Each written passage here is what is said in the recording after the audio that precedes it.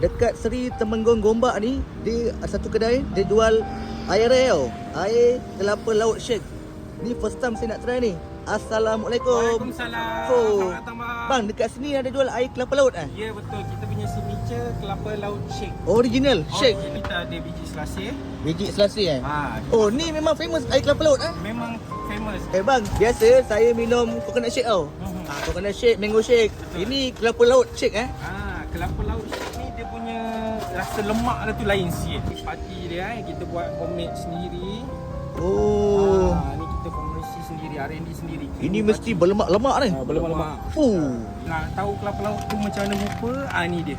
Oh. Ini dia kelapa laut dia. Kelapa laut. Yang Tengok sikit. Ni dia kelapa laut. Bang, dia rasa macam ni bang? Dia ada rasa lemak-lemak tu lah. Oh. Kelapa laut shake original. Original. Duduk dalam ni guys. Kita punya signature lah, original. Kelapa lemak tadi shake tadi tu. Kita tambah lagi jelly. Jelly. Atas dia topping.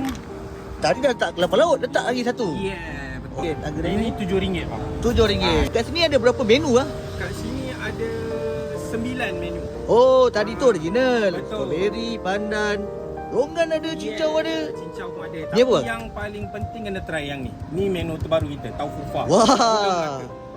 Boleh, bang? Ini taufu fa dia Kita akan Oh, letak taufu baik. fa. So dia akan letak gula melaka atas lah. Atas tadi kita letak gula RM9 bang. RM9 murah juga.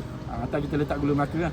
Kita orang sekarang ni sekitar Selayang dengan Gombak ada 4 cawangan. Wah. Rasanya ni, Ada 4 cawangan Ada eh? 4. Cawangan yang kelima akan datang insyaAllah. Abang tengah review ni dekat depan berhadapan Bayu Residency. Ni Bayu Residency ni. Seri Okey. Temenggung.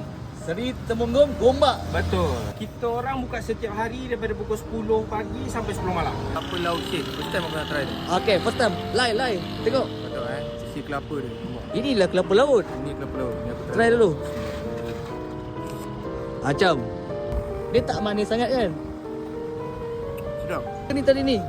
Taufu fa pula. Taufu fa Ya. Yeah. Ini menu baru Dalam atas dia topping ada taufu fa lah. Taufu fa gula melaka. Gula melaka Datuk, kau rasa taufu fa dia? Ada ranking tak ada ranking? Tanya kau. Sedap Sedap kan? Lagi Ini tengah panas ni, sedap kena.